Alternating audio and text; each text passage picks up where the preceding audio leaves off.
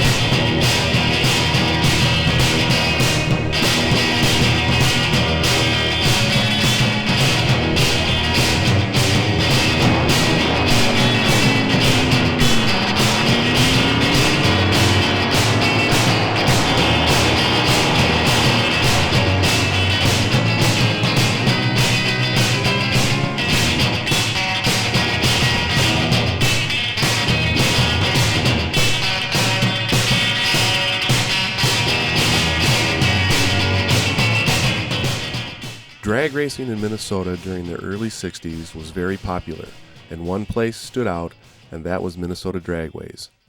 Located near Anoka in the northern suburbs of Minneapolis, Minnesota Dragways was the place to be every weekend. Everyone from local hot rodders to national big-name drag racers came to Minnesota Dragways to test the limits of their hot rods and drag cars. In 1954, Minneapolis Police Captain Clifford Bailey of the Northside Precinct encouraged 25 Twin Cities clubs to unite and organize, and thus was born the Gopher State Timing Association. I belong to the Custom Kings Car Club, and at one point we all organized, got together, and formed GSTA.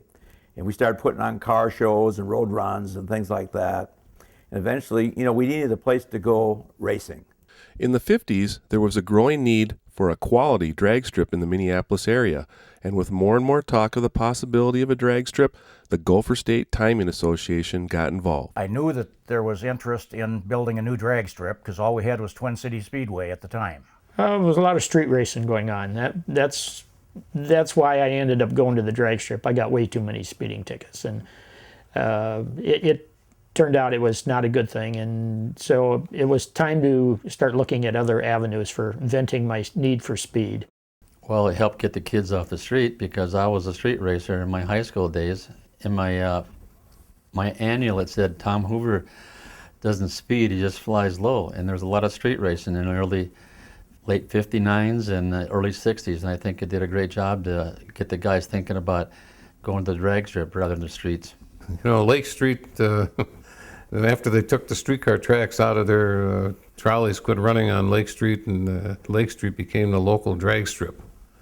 And there was cars racing down Lake Street. Well, it was a lot of racing all over the place, and people didn't like it, and there was a need to have a drag strip where people could go, kids that wanted to race and that wanted to do performance, to work on their cars, could go and do it safely and not interfere with other people. The GSTA wanted to move slowly, for there had been many attempts earlier towards a drag strip and they ended in failure. It was also decided that a sponsor would be necessary because it would take too long for the association to raise the money on its own. I think it was back in the mid-50s, 55, 56, back around that area. And to my knowledge, it was always GSTA in cooperation with the Twin City Optimist Club that pushed to get a drag strip started. I think that John Foster, if I remember correctly, I might be wrong, but I think he was instrumental in getting the group going. And it was a group of people that were interested in cars and performance, and they had a car show every year. And John wanted to get a drag strip going. The only drag strip, the closest one was Minnesota, Twin City Speedways, and then the next one was down in Des Moines. And John somehow talked the Optimist Club into backing the construction and raising the funds to build Minnesota Dragways. Early in 1957, at the second GSTA banquet, Chet Herringer and Shorty Booth, both from the Optimist Club, were present, and at this time it was announced that as soon as suitable land was located, our drag strip would be a reality. Shorty was a teacher at vacation. He was my machine shop teacher there, and I'll never forget the day I came to school with a jacket on. It said Custom Kings on the back.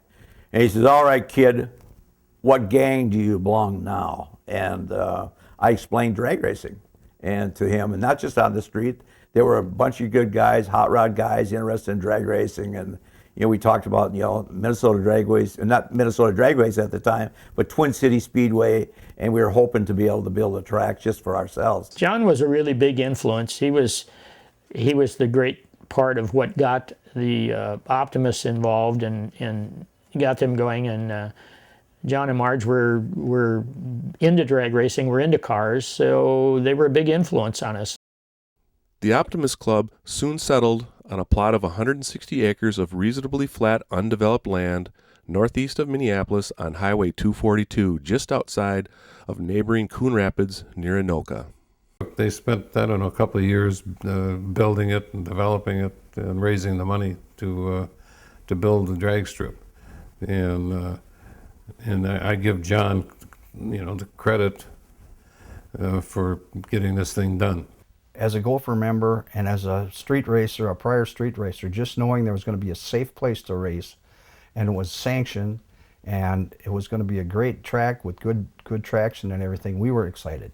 The construction of the track began in the fall of 1958, and it was also decided that John Foster would be the track manager along with his wife Margie, who was a part of the package. The Optimist hired him as the track manager. John was older than the rest of us. He was maybe 35 at the time. We were in our early 20s. And he was a mechanic for Northwest Airlines, and a very smart guy. He and his wife Marge worked together as a team, so they got 2 for 1. John was a super nice guy to work with. I mean, I wasn't a paid employee or anything like that. I just went out there and volunteered my time. And like I say, John was fantastic. He and Margie, his wife, were just super people. Minnesota Dragways officially opened for racing on June 28, 1959, under the banner, owned and operated by the Twin Cities Optimist Club's Timing Association, Incorporated. And I was out there every day that Minnesota was open in '59, which was the partial season the first year. I didn't miss a day. Well, it was unique. It was one of the best tracks in the Midwest. Of course, being a high school guy, I hadn't been out to the state of California yet and a few other places, but we were proud of our hometown racetrack, and it was just a good place to go race, safe and super track. I remember the first time that I looked down the racetrack from the starting line. I thought, wow, this track's really flat. The only other track I'd ever been to was Twin City, and Minnesota Dragways was far better. It was flat. That was the thing I really remembered about it, and wide. I hardly ever missed a day at Minnesota Dragways.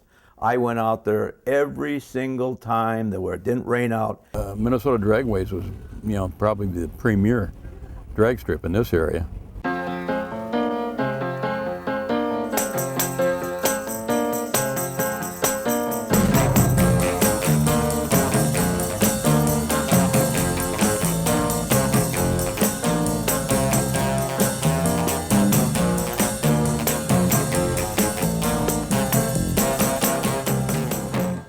An experimental track sealer process was the only real disappointment of 1959, but by the opening day of 1960, a new tacky, smooth surface was providing traction equal to anywhere in the country.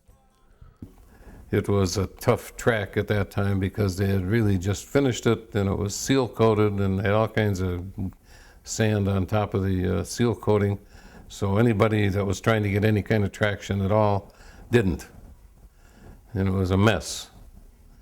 And it took, I think maybe 3-4 months before that track really became to the point where you could, you weren't getting all that sand in your face from the seal coating. So it actually turned out to be a pretty good surface after that.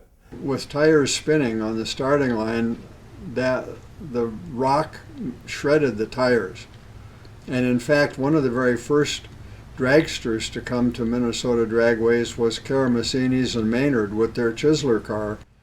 And they ran there in '59, and they used up a set of slicks. And that was not their plan at all. They had expected the slicks to last 6, 8, 10 races at minimum. So they were really disappointed with that outcome and said they would never come back again. And that could have been a real problem for the track. But over the winter, they got rid of that seal coating and got the track smoothed so that in the spring it was a very good surface. The first season brought all kinds of cars out to race at Minnesota Dragways, including stockers and modifieds of all types. It was amazing seeing the amount of cars that came from different areas, and it was just a super exciting place to go on a Sunday. Well, there was a lot of stock cars, and then there was people that would build a car out of an old Ford chassis. I guess I remember a lot of gas coupe type cars, the gas coupe sedan kind of things, almost that would have been able to be street driven, but they weren't. They were drag cars. I don't remember very many dragsters at all. I don't think there were very many. Everything. You look back in the old pictures along the way, everybody had, it was always Ford against Chevrolet and Pontiacs. I had a '61 Pontiac after that. A lot of the Pontiac guys raced against each other before I went saying I had to have a dragster. So that's the cars I had at the beginning. Most of the guys that built race cars in those days, they were just guys scrounging for money, working jobs, and nothing like that. There was only a couple of professional racers out there, a couple of guys like Don Garlitz, Chris Karamessinis, who commanded some kind of show-up money to go to a different dragster. Everybody else did it because they loved it. Well, I'll tell you what, Minnesota Dragways, when we first started racing, it was more like rat rod heaven. Because the stuff that was put together out there was arc welded together. I mean, some of the crudest frames, dragsters, just crude looking gassers. And as we progressed, through the years, became more and more professional, and the nice paint jobs started coming in, and all of a sudden everybody's trying to outdo each other. And at the time, the open trailers and all the cool stuff. And we all started spending money, and all of a sudden we became more and more professional.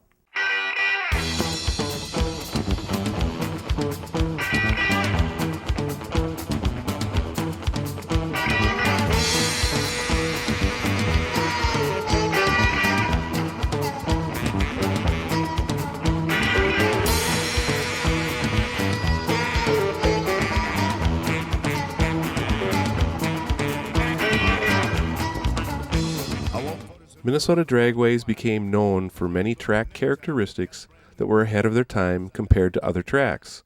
It was very smooth and had a very long shutoff area, which made runs well over 200 miles per hour safe and common. It saw the very first run ever by Walt Airfon's jet dragster using an afterburner in 1960, reaching a speed of over 220 miles per hour. Well, it was the longest track in the area. It had a quarter-mile run, three-quarter-mile shutdown, and it was wide, flat, and it had good bite, which is important to racing, obviously. And it was sanctioned by NHRA. The facilities were absolutely first-rate. Over the years, I was probably at 40 to 50 different tracks around the country. And Minnesota Dragways was one of the nicest facilities that I'd ever been to. Well, it was just a bigger facility. I mean, when they built it, they had lots of room, and at that time, Minnesota Dragways was one of the premier tracks in the country because it did have room, and it had room to run off on the sides. We didn't have guardrails in those days, but it was all sand. So if you went off the track, the cars come to a stop like almost instantly. So it was a pretty nice facility for its time. It was it was ahead of most of the places we ran throughout the country. The place was constantly improving. Every year, there was new stuff. Bigger pits, he'd add on to the pits, he'd put on more blacktop.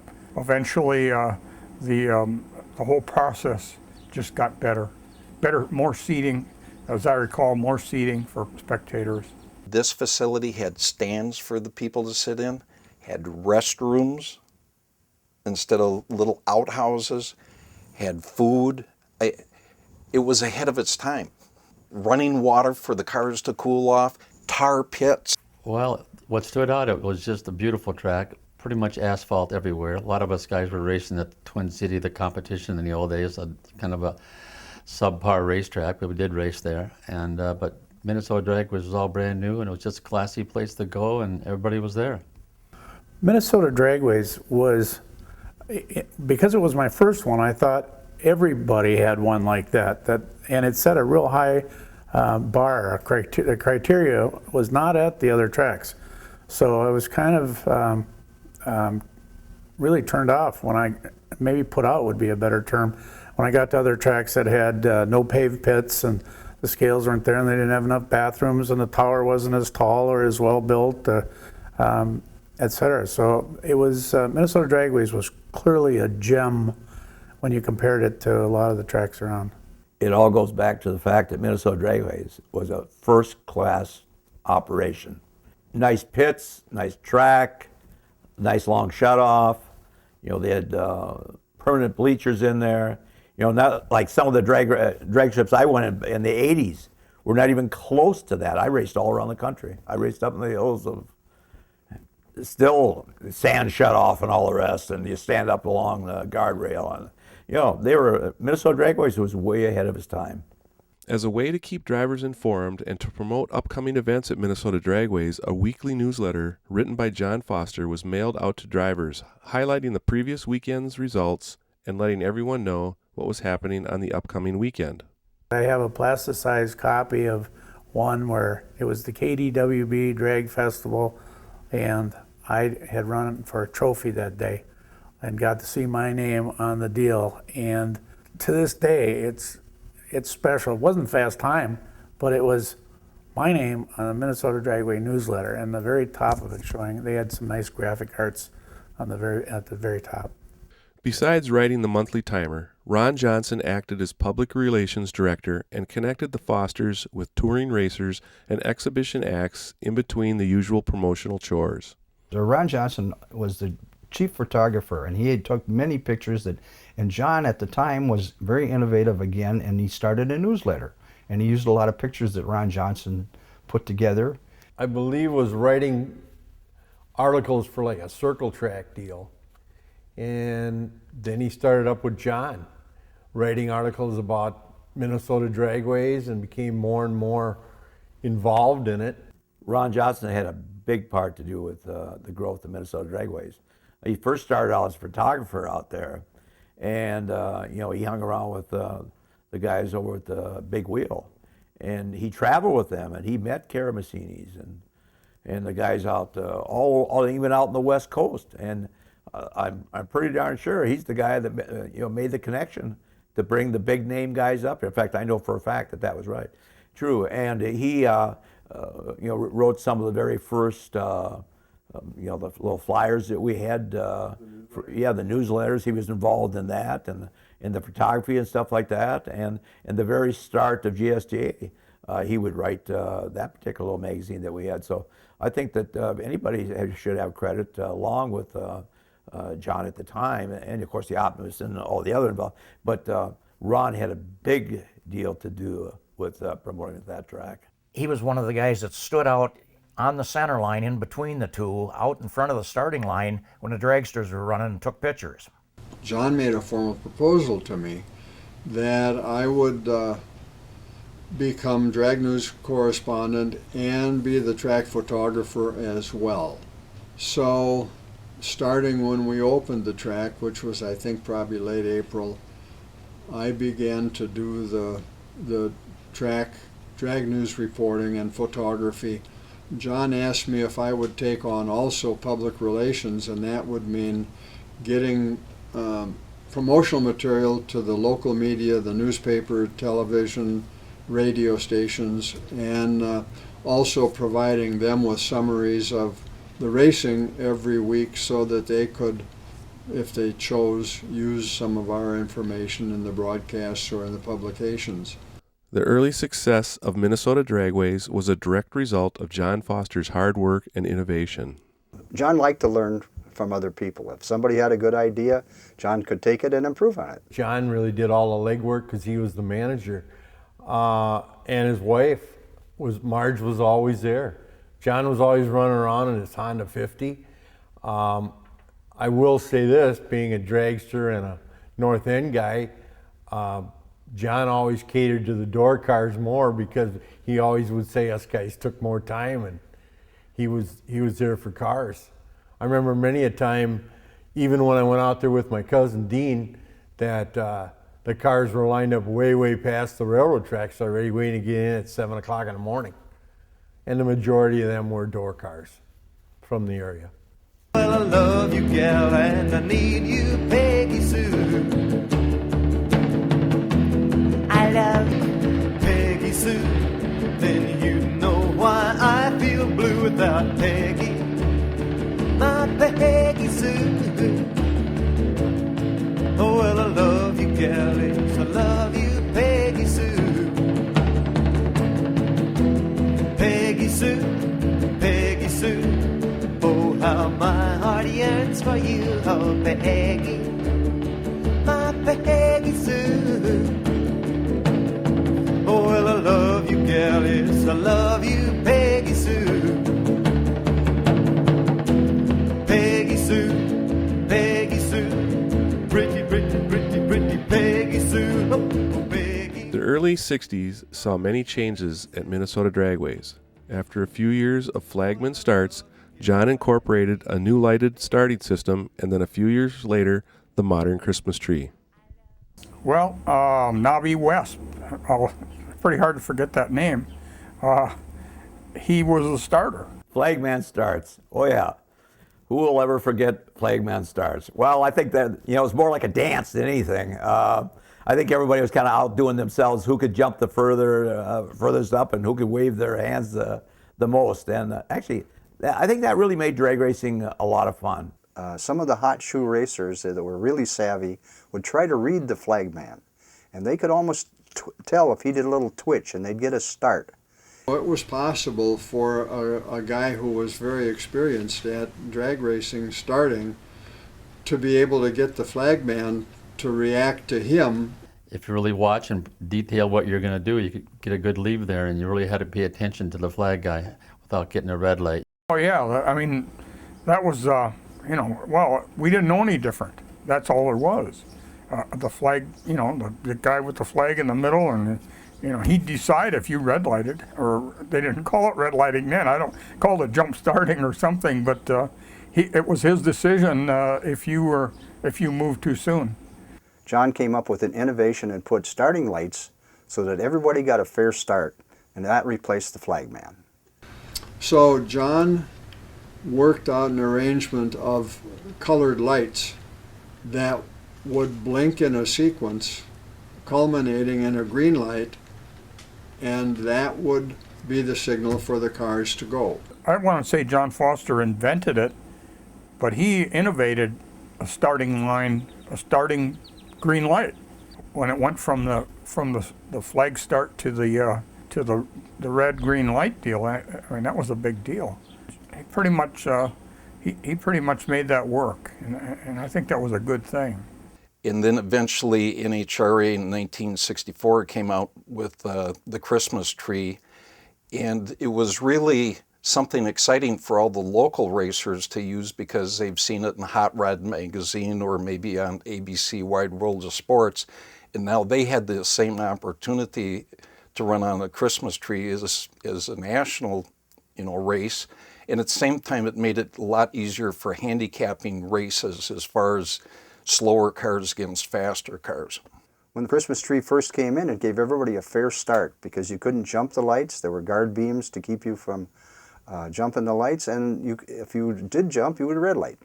Before starters became mandatory, Much of the excitement and flavor in the early days was watching two fuel dragsters push down from the north end, negotiate the turnaround, and line up for the race.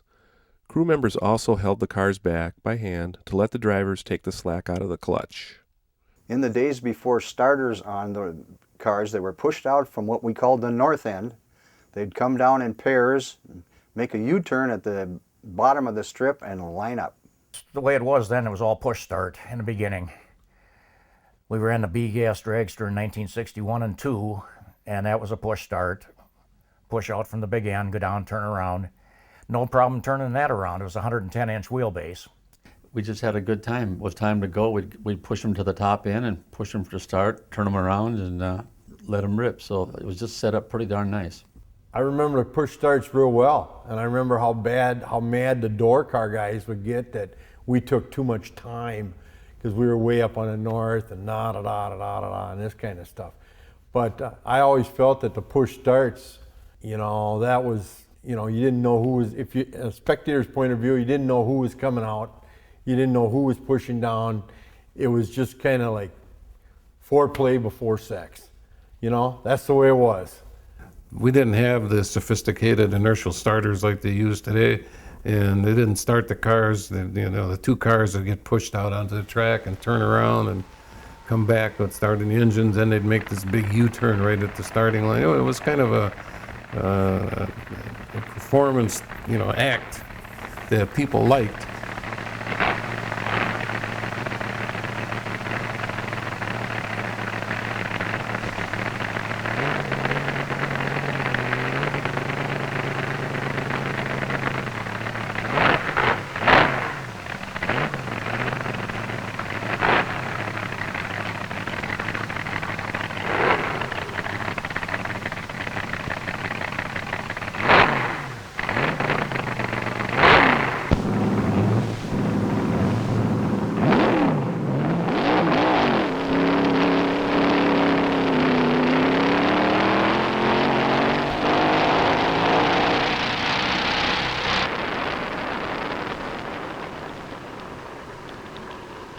In the early 60s, there was one owner-driver team that started to emerge as the one to beat at Minnesota Dragways and other drag strips around the country.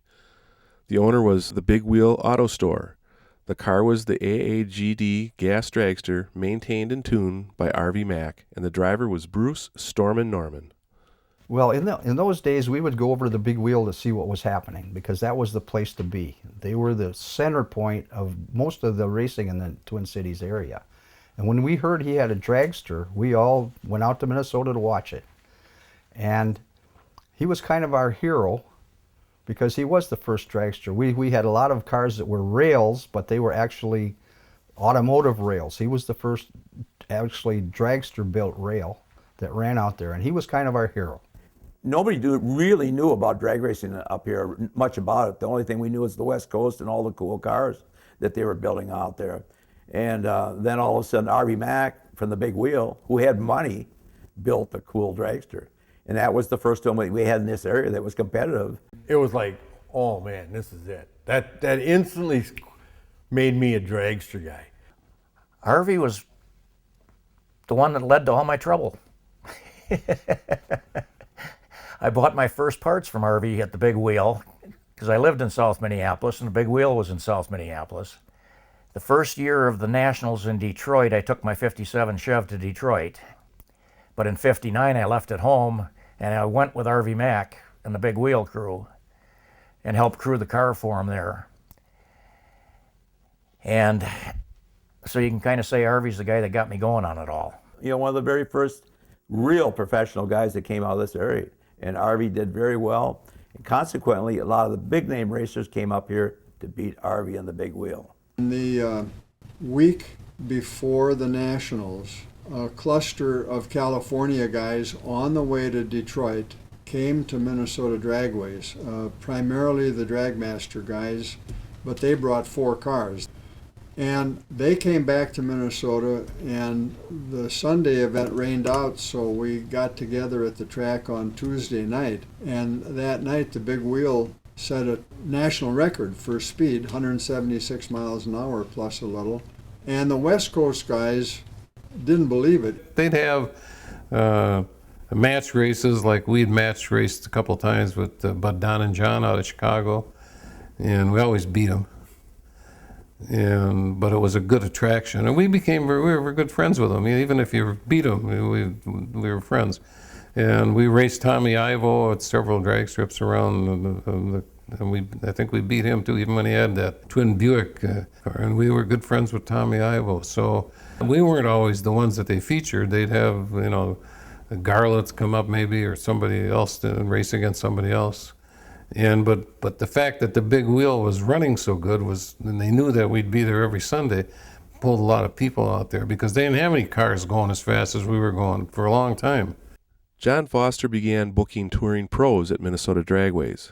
Drivers from all over the country made Minnesota Dragways a regular stop on their racing schedule. Don Gartlett's, the Kermasinis, Ivo, and other household names helped break in the new surface.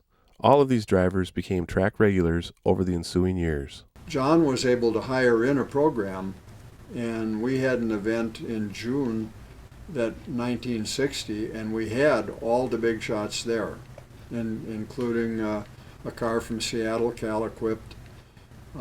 It was a great event, got a lot of attention nationally, and it was really fun because those guys, they were out for blood, and they ran really hard. And they were not kidding. I mean, they didn't like each other very much, and so they really wanted to beat each other. John Foster would hire in occasionally a top fuel show, and these guys would just show up, and I'd just walk around with my mouth open just because I'd heard about these people, I had never seen them. Early on, John booked in a top fuel meet where Chris Kermasinis had just went 204 miles an hour at Alton, Illinois. Everybody came out to see what was going to happen. All the top runners from around the area and Chicago were there to see if they could beat Chris Kermasinis. That's what put on the show, was him bringing in the big names. I'm sure that's what drew the crowds also, yeah. At least once a month he had a fuel dragster show, or maybe even twice a month. And he put prize money up, and a lot of us local guys raced here. You remember the name Doc Howdy, one of my guys, and Bill Schiske, and Cassidy and Boldeno. I mean, the list goes on. There's about 8 or 10 top fuel cars at the time that would race for the money, and I think that attracted the local guys just to come out and compete. It was a good time of our life. Well, I tell you, it was kind of like Mecca to see guys like Perdome, and the only national event that I had ever attended was the first year in 1966. I went to Indianapolis, but when they come prior to that, it was pretty cool. And then we would find out, later went on to find out that Foster would put all these guys up at the Hilltop or the Starlight Motel on Central. And you'd go down there and they'd be working on their cars in the parking lot there, and it was kind of a small parking lot, but that's pretty much where they stayed. Big reason why I'd go out there too, not just to race my own car, but to see what was going on out there with the faster classes and stuff. That's what got me going on to go to a gas dragster, to a junior fuel car, and then in '65 to a top fuel car also. Rod Stuckey was a guy from Kansas City. There was another fellow named Lou Cangelosi. There was Bud Don and John, who were from Chicago. Chris Kermasinis was from Chicago. There was Garlitz was there. Then when Garlitz wasn't driving, Art Malone was there driving Garlitz's car. At the Big Wheel store, when the big guys were in town, they were all down on, cars are all brought down our shop where they were working on their engines. And by the fall of '60, Minnesota Dragways was known as a track that was a good place to go. We would always look forward to whatever John had coming in, because he would get 6 good names or 8 good names, and people would sit in the pits, and as soon as they'd hear those cars fire, they'd rush up to the rails and watch, the fences and watch, and we just could not believe the sound, the smell, and it was the highlight of the whole Sunday, knowing that he had a really special show coming in.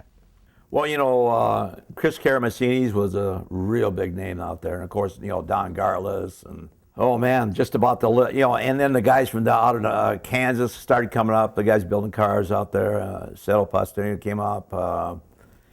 Oh, and a jet car. That was really cool to me. You know, jets, that was the first 200-mile-an-hour run, was Walt Arfons up there with the jet car. But the biggest names in drag racing were there, you know, Ivo and Verdome, and I mean, one after another. I mean, Shirley Muldowney. I don't think there's any big name that was not there, did not eventually come to Minnesota Dragways.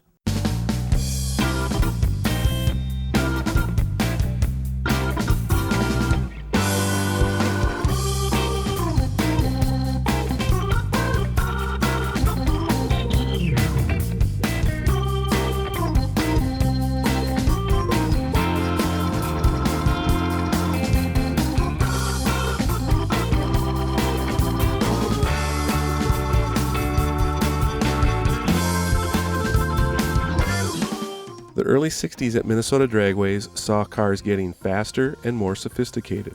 Owners were starting to figure out the art of horsepower. What was really special about it was how much more advanced the cars were getting. You know, they were when it first started in 1959. You know, there really wasn't much in the way of equipment. But by 1960, 61.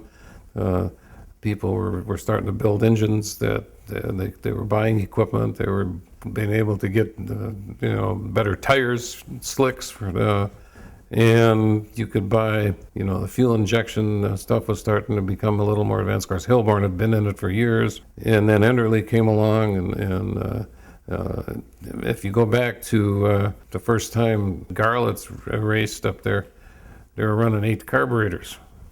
They had nobody was using superchargers, but by 1961, this had all changed, and had started to become more sophisticated and more just specialized towards drag racing. Things, I mean, drag racing has moved ahead every year from the day that I started racing. Every year it was bigger, faster.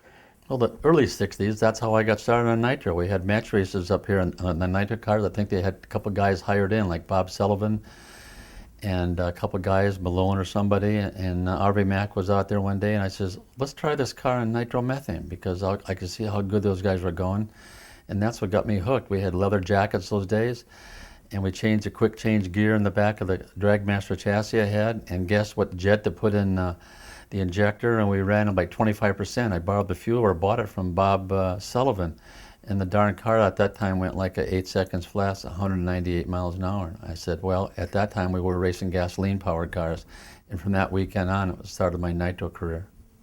Well, it was all by the seat of the pants at that time. It's nobody had a computer. And at that time, in that day and age, it was always run what you brung. There were no limitations on anything. If you could get somebody to build you a bigger tire, you could run it. Clutches were just starting to get experimented with at the time. And like in '65, we were still running a Hayes lockup clutch, and we smoked the tires. That was the first year that I couldn't figure out why some of the guys weren't smoking the tires for the first 10, 15 feet. That was when Schaefer came out with the first slipper clutch.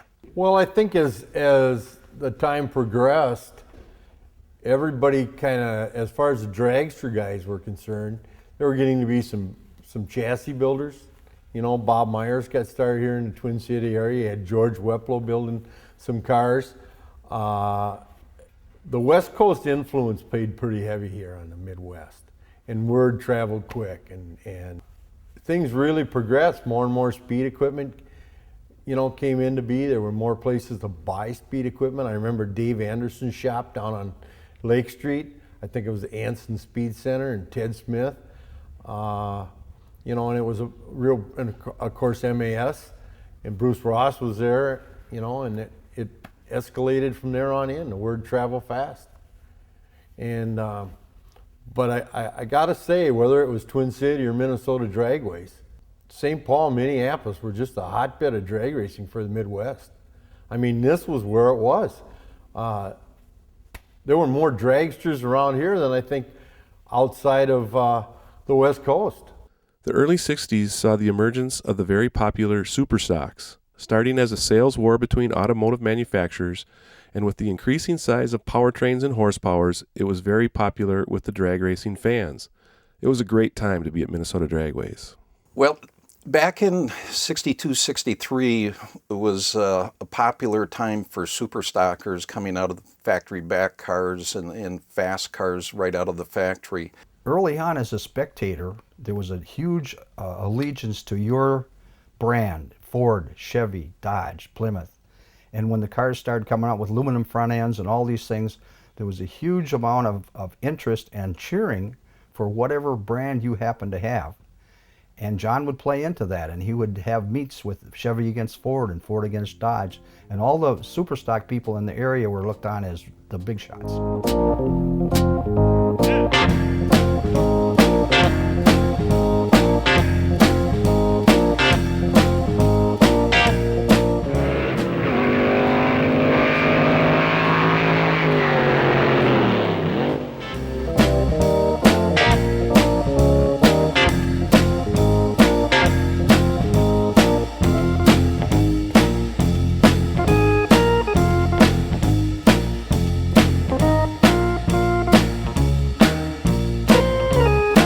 As the 60s rolled on, things started changing in drag racing.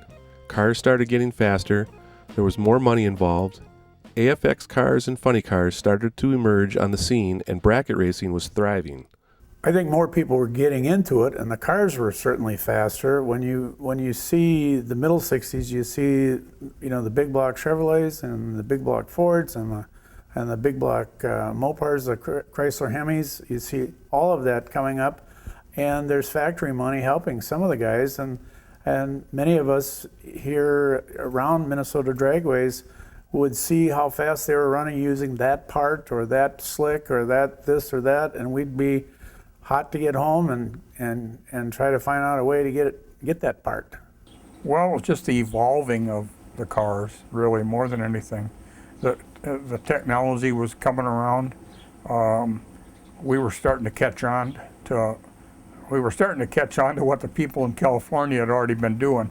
But here in the Midwest, if you paid attention to what they were doing, you learned pretty fast. Or if you got to race against them, I remember if you got to race against a California car, that was a big deal, at Minnesota Dragway.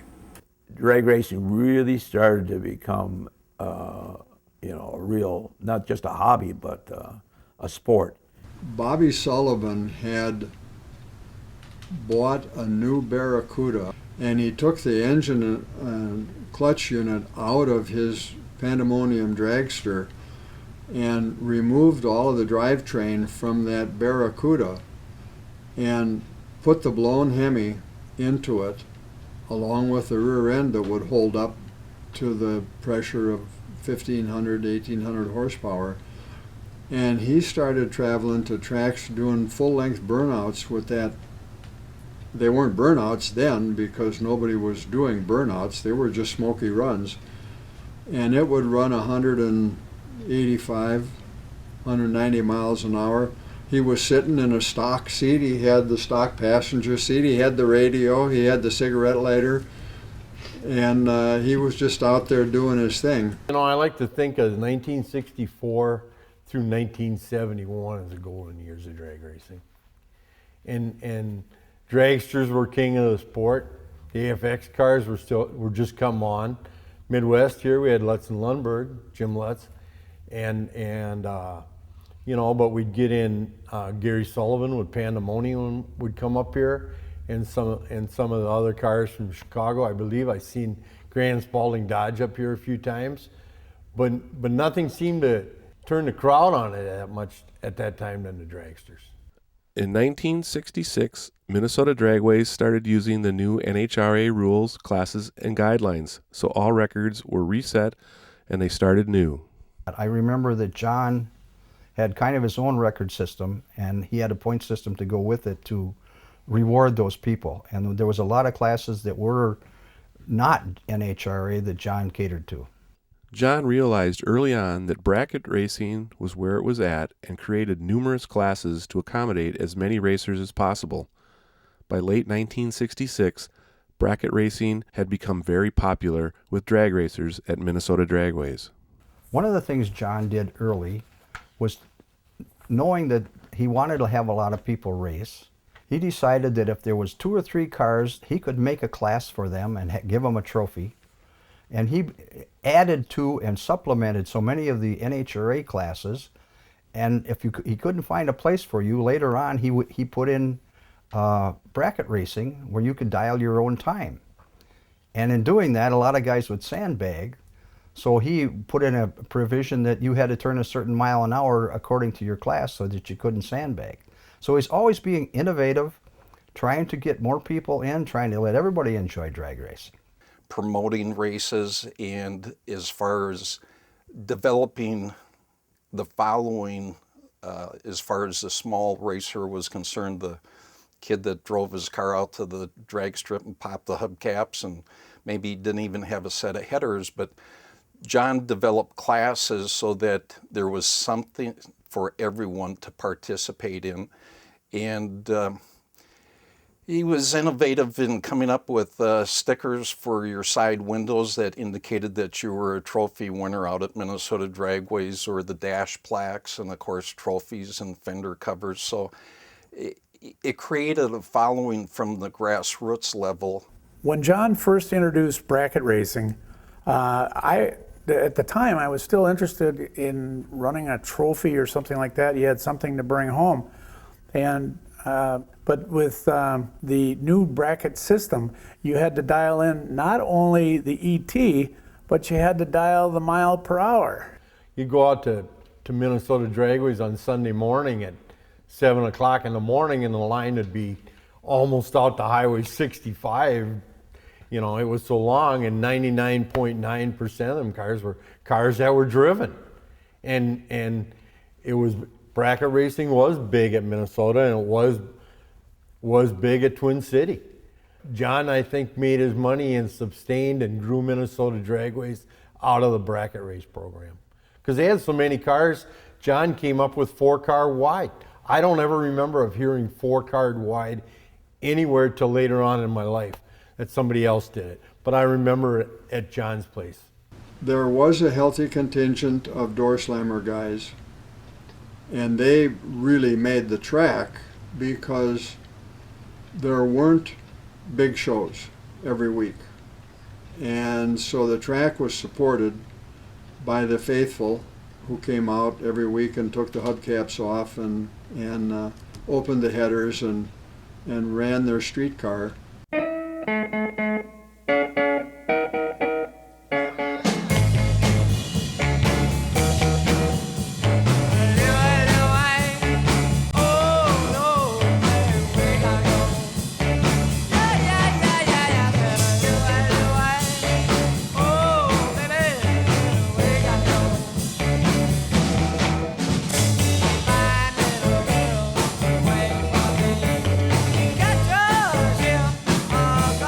Besides bracket racing, Minnesota Dragways had many highlights during the middle 60s. In the middle 60s, a lot of different things were happening at the strip. They were doing match races with gassers, dragsters, super stocks. He would bring in Hoover against Ivo, and they would have club races. The guys that raced at Minnesota Dragways look back at that period from 59 to 66, 68 very fondly. And there were friendships that were formed at that point. There's 2 instances that stick in my mind, or actually 3. And the first one is the first time I seen E.J. Potter, Michigan Madman, injected Chevrolet in a motorcycle. Put it up on a kickstand, held the front brake, and rocked it until it took off. I mean, he wasn't fast. He'd smoke his tires. He was like a 9 or 10 second ride, but that was fast back then, you know, and it was just showmanship. I'll also remember the time when Stone, Woods, and Cook came out there. Oh my gosh, you know, that was the talk of the Twin City area. I guess the favorite memories would be just seeing all the touring pro shows, to be able to see the people that I was reading about in Superstock and Drag Illustrated or Hot Rod Magazine or Popular Hot Rodding, to be able to see those guys and to see them at work and to see their prowess at building, at maintaining, at racing them. To hear somebody run a 4-speed transmission like Ronnie Sox was something I'll never forget, ever. John Foster wasn't afraid to spend money to promote Minnesota Dragways, as he knew this would bring people in. It wasn't a couple of guys who got together and scraped together enough dough to make a down payment on a chunk of land and get a contractor to build the track on promises and so forth and so on. The Optimist Club had a budget, and they wanted the track to succeed. I think he did a very good job. The place drew good crowds. They had good shows. I thought John was a very good promoter. He was a very likable guy, which is really a big deal. And John started offering money to these guys to come up. And there was very few tracks out there that were handing out money. And so that was a big part, was handing out money to these guys. And they wanted to come up, not only to test the cars up there, but to build, to go out there and beat the big wheel car. I mean, they had a reputation with that car. And the Chicago boys would come up. I mean, they came from all over. And drag racing really was a hotbed up here in Minnesota back in the early 60s. It seems like they always had a poster at the big wheel store on Larpenteur and Whitebur Avenue. Or you'd listen to KDWB or WDGY, and John would put some advertisements on that. Well, there was a lot of, when I started running the top fuel cars, there was a lot of, John brought a lot of big name cars in.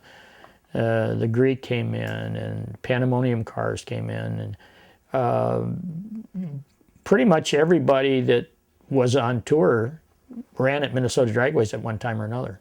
One thing about Minnesota Dragways, they'd have Ernie Beswitz come in. They would have the Little Red Wagon come in. They had the jet car with Walt Arfons.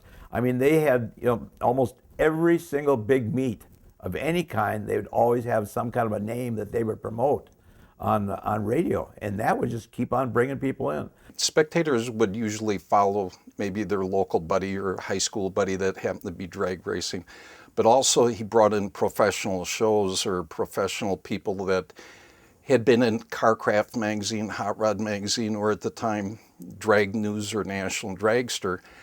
And those were the people that, unless you saw them at Minnesota Dragways, you might not ever see them other than pictures in magazines. So it was a thrill. It was like going to a rock concert to see those entertainers.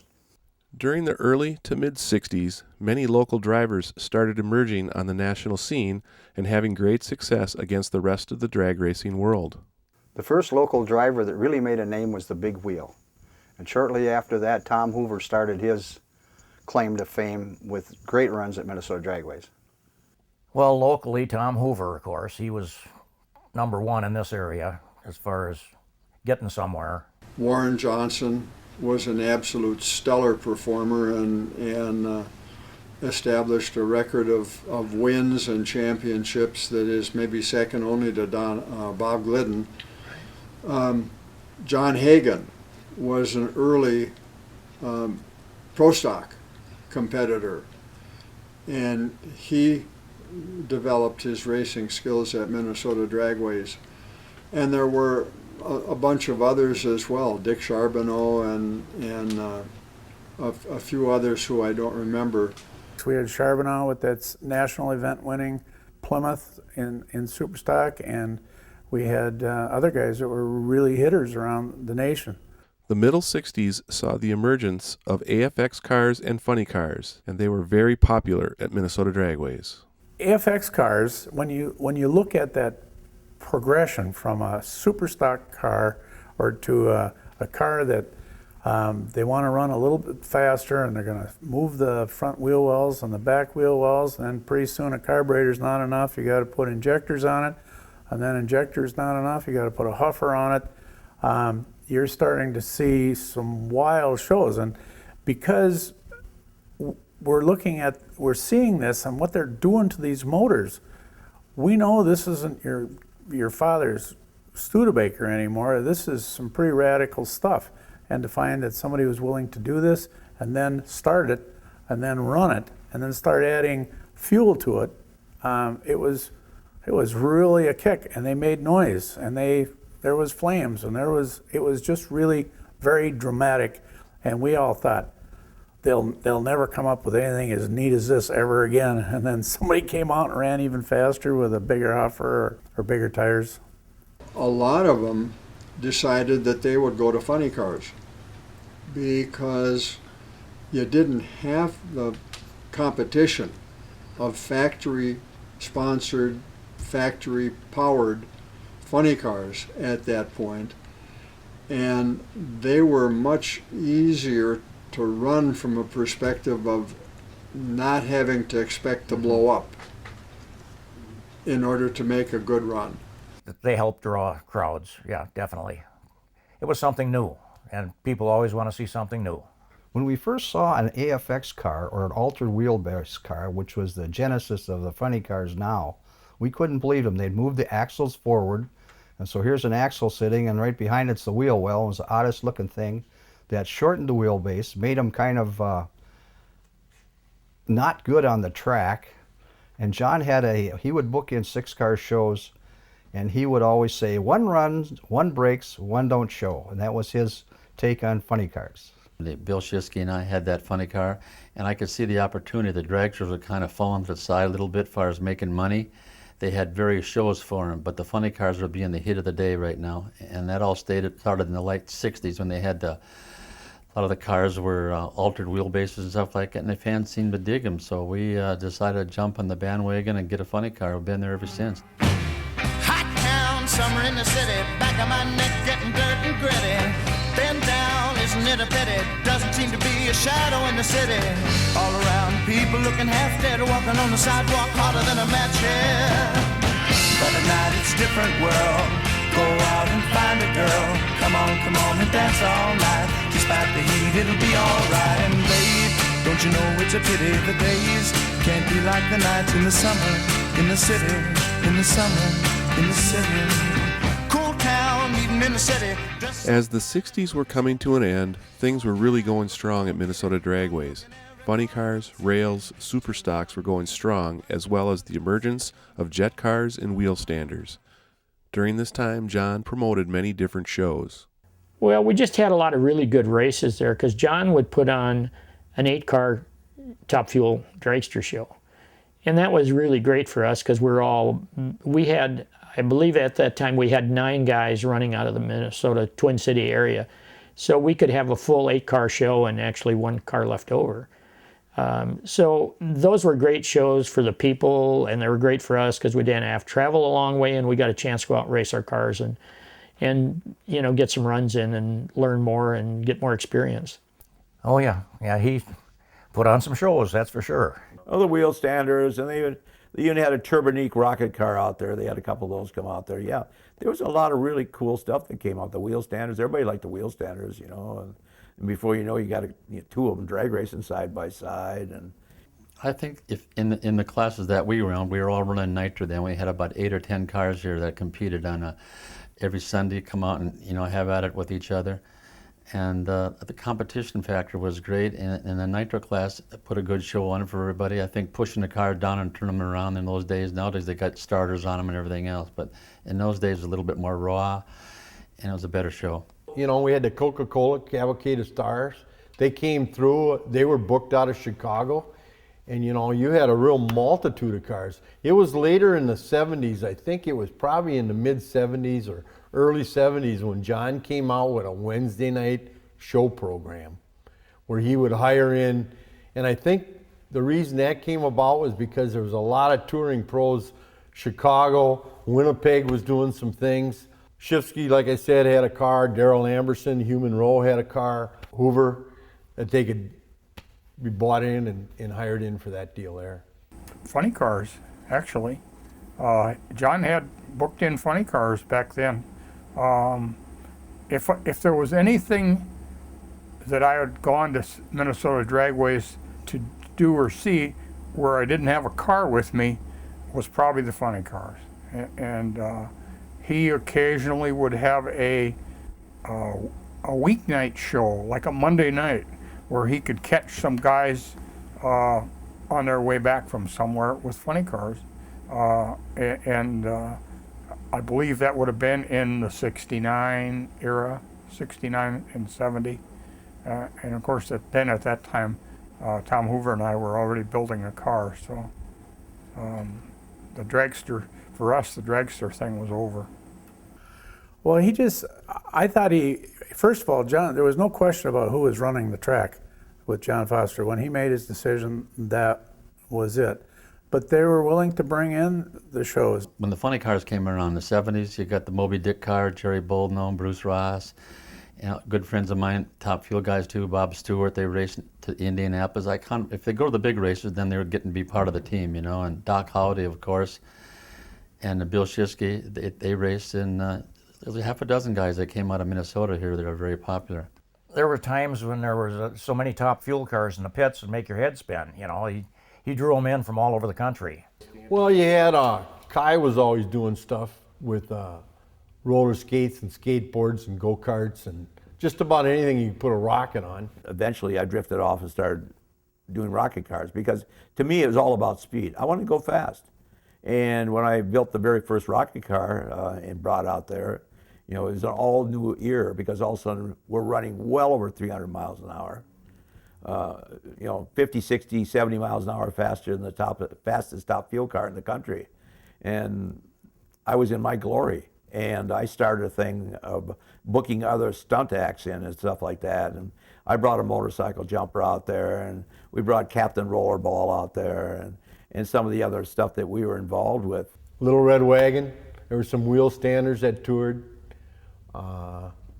It got more into the funny car era then. The dragsters were starting to take second place to the funny cars. The funny cars had to show, They always had the backup girl and the bleach and the whole 9 yards. And they were self-starting. John liked that, During the winter time, actually Minnesota Dragways were set up and started running snowmobiles and speed runs. And as a matter of fact, I had a motor out of Shiskey's car, a top fuel car that I put into a dragster frame and put skis on it and vulcanized some snow pony snowmobile tracks on it. So I had a blown Chrysler snowmobile I brought out there. And I remember firing that thing up. It was about 10 below, believe it or not. We had it in the box, and then we dragged the thing out. It was warmed up and fired it. And when I winged that thing, it sounded like it cracked the air. Nobody's ever heard a top fuel car motor run. Actually, we were on gasoline, but supercharged and 10 below weather. It sounded pretty darn cool.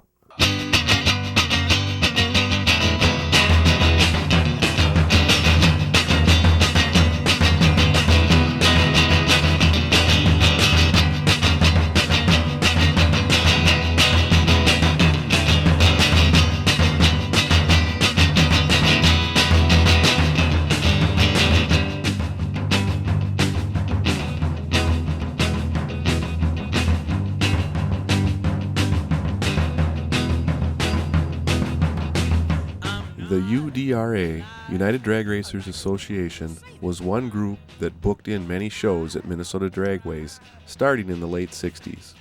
The UDRA meetings were held at my bar, the Padded Cell, in 64, 5, and 6, and through there. We had Tom McEwen come to town promoting UDRA and spoke at one of the meetings there. Drew a pretty good group of guys. It was most of the people that were really into drag racing were at the meetings. I packed the place. It was good for business. Sold a little beer. They were trying to fight NHRA mostly. And that's the reason why I got out of drag racing financially, is it didn't make sense to spend my money to put on a show for somebody else to make money off of me. And everybody was pretty much up in arms. That's what NHRA was doing, was using everybody else to make money off of. And the UDRA was going to try and turn things around. It didn't work. As we can see today, NHRA won. They had a really great injected circuit where they ran injected funny car. You get guys from Chicago that would come up. They were really, UDRA was big in the Chicago area. There was another local track that people raced at. It was Twin Cities Speedways, later known as North Star. But there was a big difference between Minnesota Dragways and Twin Cities Speedway. Well, we raced early on at Twin Cities in both directions. And at one point, there was such a competition between the two tracks that John tried to put in a thing that if you raced at Twin City, you couldn't race at Minnesota. And it was not too successful. It worked in GSTA because as a GSTA member, we were banned from running out there. Well, it was night and day. One was a great, big, beautiful, wide, long track, and one was a little dangerous. Well, growing up here in Little Canada and Maplewood area, Twin City was just 10-minute drive away. And Twin City was a Saturday and a Tuesday night deal. And Tuesday night was a lot of test and tune, but Tuesday night was kind of a hot car night. It always seemed that way to me, and even on Saturdays. But it was a fun track. I mean, they had planks for the guardrails, and you'd sit out there at 1,000 feet ready to push out, and the cars would go by and they were like 25 feet away from you, you know. And at that point, as I remember, Twin City Drag Strip was running Saturday night. They had lights, but it was still a very short track and narrow, and I don't want to say dangerous, but it was kind of a scary place to run. I pretty much went away from Twin City after Minnesota Dragways was built. For a couple of years with a B-gas dragster, we ran them both because they'd run a couple nights a week at Twin City and in the Sunday out at Minnesota Dragways. No, first of all, you didn't have a lot of room at Twin City to turn around. You were backed up, you know, the dragsters, you'd come down and you'd turn around, you'd back up against the fence. You know, the tower was kind of not so much. If you had to go up in the tower, you had to go in the first door and climb up a ladder to open a trap door and go into the top. You know, you had to be careful. There wasn't a lot of shutdown at Twin City, and there was a creek down there at the end. There's a lot of guys that went off down there, but... You know, one didn't like to go to Twin City and race there because that was kind of an outlaw track. That wasn't a sanctioned track, and of course, NHRA sanctioned Minnesota Dragways and they sanctioned Donnybrook. But, so yeah, there was a little bit of, but most people just ignored it. When Minnesota came around, that was the place to go to. By late 1969 or early 1970, pro stocks were becoming very popular in the NHRA and were a big draw at Minnesota Dragways as well. And John booked in many pro stock shows at Minnesota Dragways. The pro stock show that came to town with all the heroes that I had been reading about from back really in hot rod magazines for the last 5 or 6 or 7 years came in. Fast Eddie Shartman and Ronald Lyles and Ronnie Sox and Dick Landy and Wally Booth, and it just went on and on and on. These were the guys that were the hitters at the national events, and to see them at our track, it was really spectacular. You really felt like, wow, what'll they do to top this? Yeah, the pro stockers were coming on. You had Hagen, and of course you had the big controversy there. You had Hagen and Warren Johnson. But I know that was kind of a big deal then. John was getting these pro stock guys in here for fairly reasonable money. Door slammers, as we call them. We used to always laugh and say they weren't race cars if they had doors. However, they definitely were popular and still are today. The paint jobs on these things, and they were factory-sponsored cars, and they carried the factory, the factory lettering on them, but they had wild paint. Eddie Shartman's was yellow with grabber blue. It's almost like a flag pattern on the thing. And Wally Booth was red, white, and blue, and of course Sox and Martin was that, and Ronald Lyles was, I think, as I recall, black with red trim on it. And Warren Johnson would come out with those burgundy-colored Camaros. It was quite the event. You didn't know who was going to go home with the cash.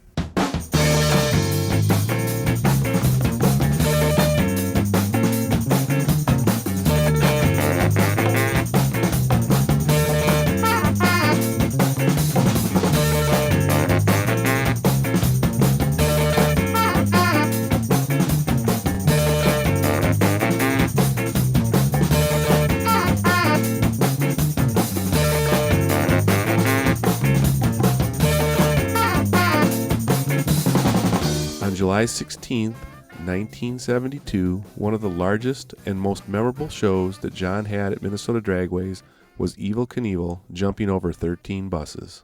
Evel Knievel was a very popular sports figure at the time and had done major jumps at Caesar's Palace and events like that, and especially for TV. And one of the track operators that John had communicated with on a regular basis had Evel Knievel jump in St. Louis at his track, and John knew that it was going to be a moneymaker because they'd made a lot of money at St. Louis and it was a great spectator draw. And so John decided we're going to have Evel Knievel. At one point in time, we all drove up to see Evel Knievel.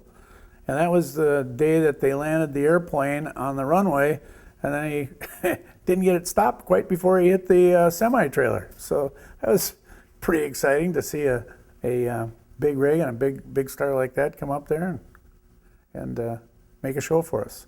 It was probably as big as any sporting event ever held in the state of Minnesota. The numbers have always been kept confidential, but there was miles of traffic lined up on the little two-lane 242 trying to get in, and it was a hot, humid day, and they had UDRA alcohol funny cars along with Evel Knievel. They packed that place out there. It was incredible, the promotion. And on top of that, he crashed his airplane, was there, and did all his normal antics and stuff like that. But that was the biggest draw that Minnesota Dragways ever had. Well, he was the man at the time, the biggest daredevil in America, and he was getting a lot of publicity going different shows. And, that was the early years of jumping over cars, I believe, that he did. And he was just the name. He made himself the name because he was a real showman. And he wooed everybody, and they loved to see him. Besides the funny cars and rails, there were many other successful shows that John promoted at Minnesota Dragways, like the U.S. Racing Team shows and grudge racing. John was a promoter from the standpoint he knew what the spectator was looking for. He would put on specific meets for top fuel cars, top gas cars, pro stock cars, super stock meets. But every Sunday there was a sense of anticipation because, there's a new show coming, or there's some new cars coming in, or there's gassers, or there's wheel standers, or John was always promoting very different things. I think just over the short term that it was there, from the early 50s to 76, he had almost a 20-year run there, and I think he just did a great job. He packed the place all the time. There's always a big crowd, and he put interesting shows with different kinds of cars being featured, and John was just a promoter.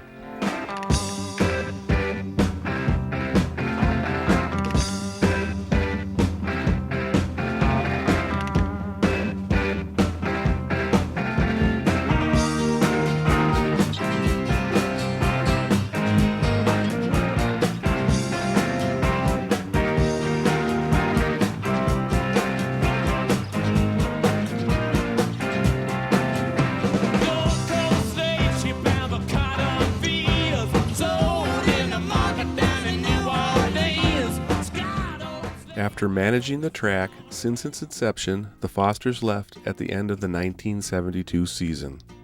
There was starting to be, I think, some pressure there that they were going to be closing that track anyhow. The city of Anoka was looking at, they could make a lot more money on the taxes of houses being built there than they can for partial use. So I saw him as getting tired of the whole show.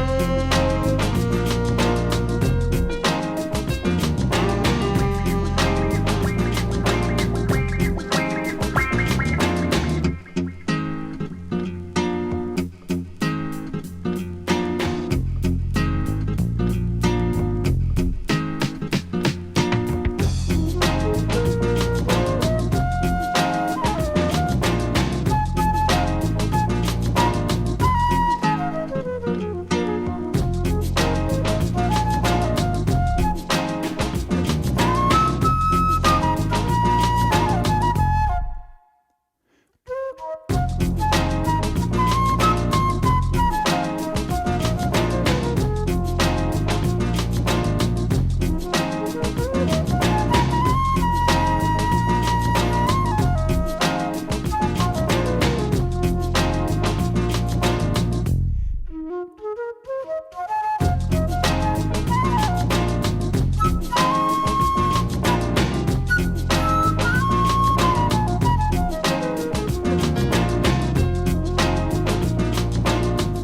was inevitable that the track was going to disappear with the way the population was spreading out there and the growth.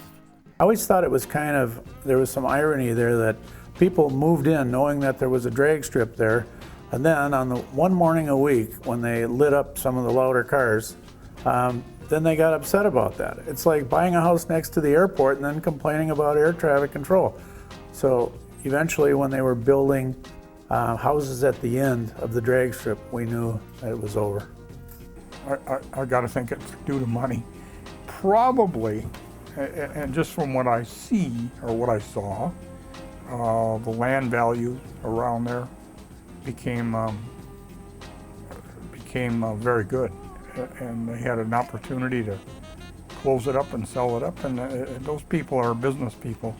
I got to think most of them weren't racers, or none of them were racers that I know of. People are moving in closer and closer, and the optimists just didn't want to make any waves, you know. And they gave into it. I wouldn't have. I would have fought it right to the end until somebody gave me a lot of money. It made noise and the neighbors didn't like it, so it went away. So the last race event of 1976 stands as Minnesota Dragways' last gasp. Despite numerous efforts by several different individuals to build another Minnesota Dragways since then, all have failed. The patch of land that once hosted some of the fastest cars in the country is now home to over 300 residential structures.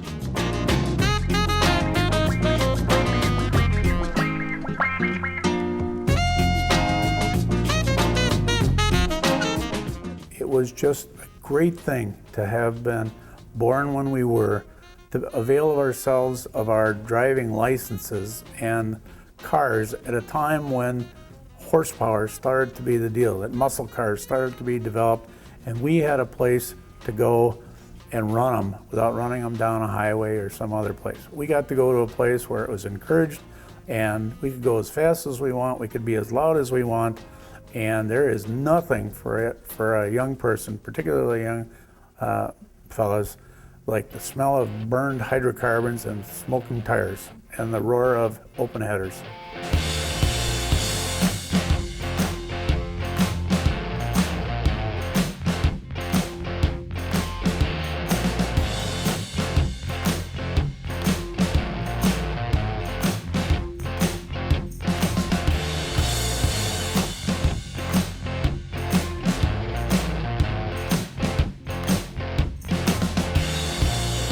As I walk along, realize you do me wrong.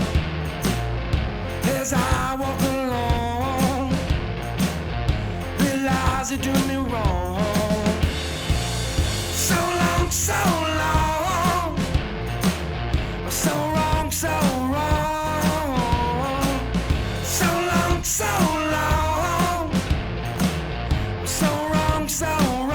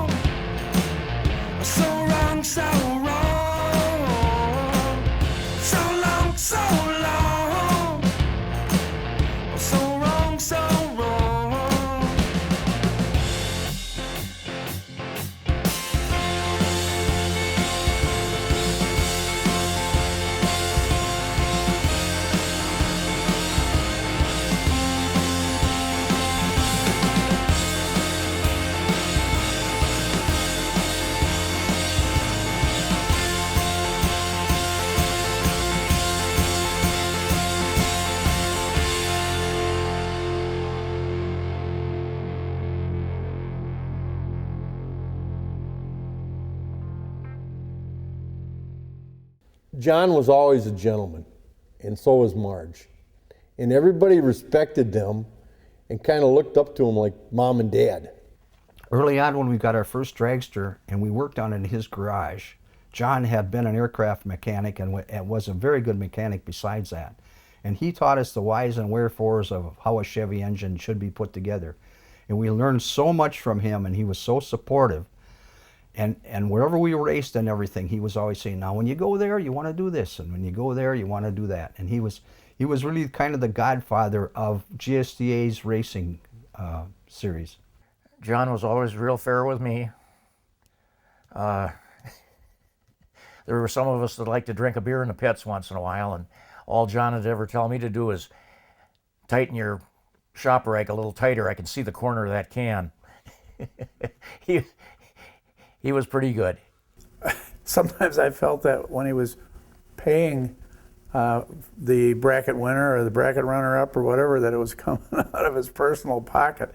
But he was quite a businessman. He knew how to run the drag strip. Plus, he had the souvenirs there and the T-shirts and this, that, and the other thing. And he sold a good product. So he was very, very, very successful at it.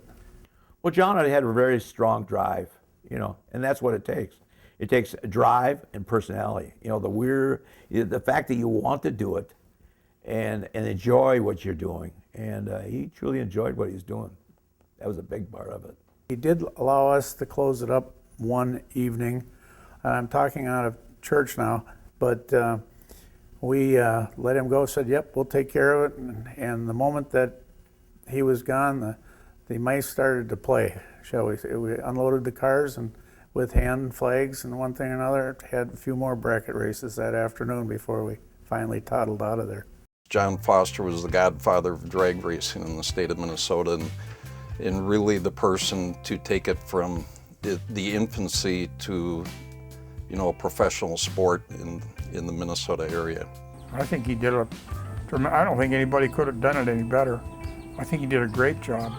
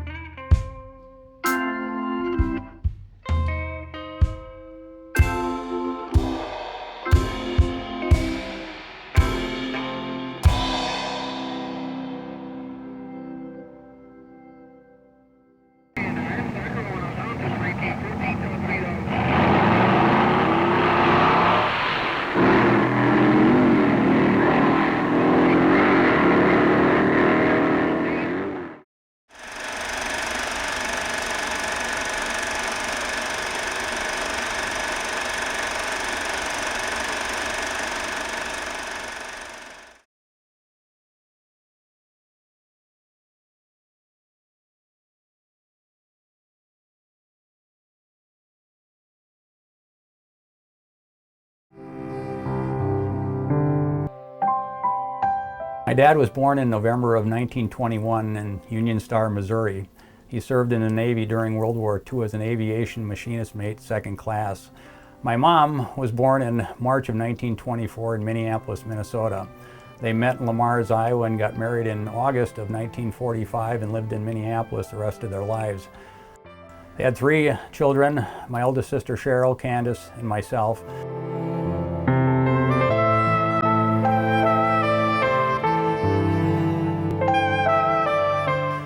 My dad had an interest in early years in fast cars and hot rods, and his first car was an Austin Healey out of high school. Later, after the war, he bought a 1949 Mercury and fully customized that car, and during the 1950s, which won many Best of Show awards in the area and regional car shows. He was one of the original founders of the Gopher State Timing Association back in 1954 and was elected president from 1954 until 1966. My dad was also the catalyst in organizing the efforts, along with the financial support of the Twin City Optimist Clubs, to secure the land and build the legendary Minnesota Dragways.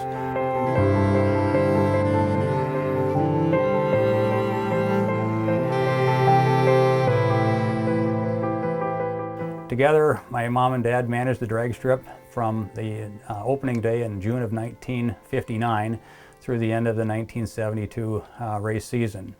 Later, my dad developed an alliance with Tony Fox and became the racing director for promoting the Pollution Packer jet car. During the same time frame, they also had a t-shirt business that they worked very hard together.